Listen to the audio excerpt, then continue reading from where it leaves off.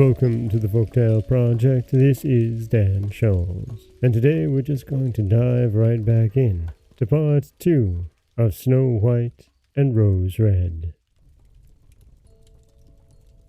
When it was time to retire for the night and the others went to bed, the mother said to the bear, "You can lie there on the earth in heaven's name.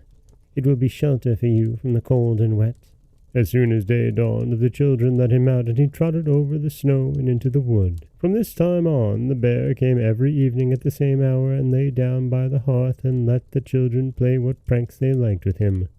And they got so accustomed to him that the door was never shut till their black friend had made his appearance. When spring came, and all was outside green, the bear said one morning to Snow White, "Now I must go away, and not return again the whole summer." "Where are you going to, dear bear?" asked Snow White. "I must go to the wood and protect my treasure from the wicked dwarfs. In winter, when the earth is frozen hard, they are obliged to remain underground, for they can't work their way through. But now, when the sun has thawed and warmed the ground, they break through and come up above to spy the land and steal what they can. What once falls into their hands and into their caves is not easily brought back to light."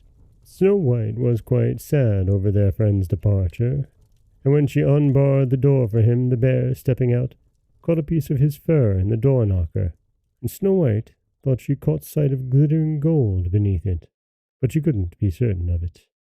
And the bear ran hastily behind the trees. A short time after this, the mother sent the children into the wood to collect faggots. They came in their wanderings upon a big tree which they felled on the ground, and on the trunk, among the long grass, they noticed something jumping up and down, but what it was they couldn't distinguish. When they approached nearer, they perceived a dwarf with a wizened face and a beard a yard long. The end of the beard was jammed into a cleft of the tree, and the little man sprang about like a dog on a chain, and didn't seem to know what he was to do. He glared at the girls with his fiery eyes and screamed out, "What are you standing there for? Can't you come and help me?"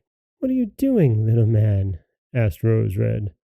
"You stupid, inquisitive goose," replied the dwarf. "I wanted to split the tree in order to get little chips of wood for our kitchen fire.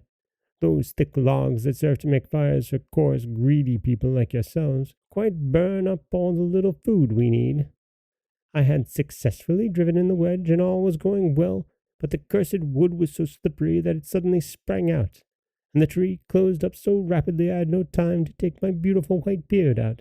So here I am stuck fast, and I can't get away, and you silly, smooth-faced milk-and-water girls just stand there and laugh. Oh, what wretches you are!"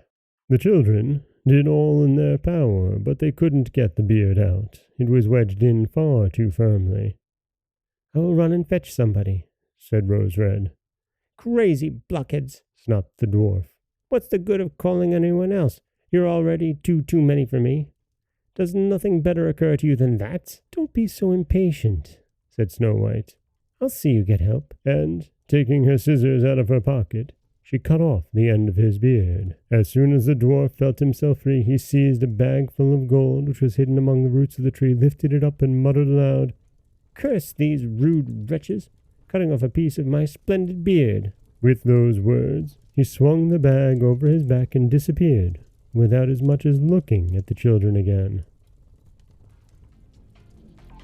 And that is where we will end part 2 of Snow White and Rose Red. And we'll pick back up with the conclusion in our next episode. This is Dan Scholz for the Folktale Project. Don't forget that you can subscribe to the podcast on Apple Podcasts, Stitcher, Google Play, Overcast, anywhere you like to get your podcasts. You can follow us on Threads and Instagram at Folktale Project, and you can find us wherever you like to listen to your podcasts. As always, thank you so much for listening.